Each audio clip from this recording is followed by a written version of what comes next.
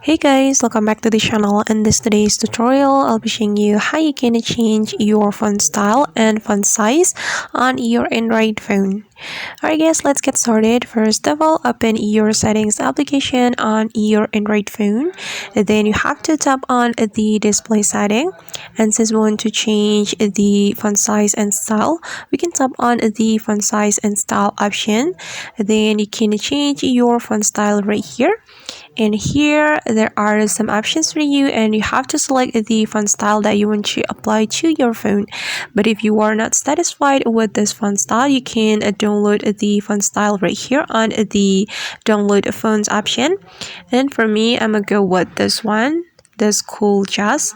We can tap on the font style, and now as you can see that the font style has been changed. And if you want to change the font size, you can change it right here. You can make it bigger by going right, and you can make it smaller by going left.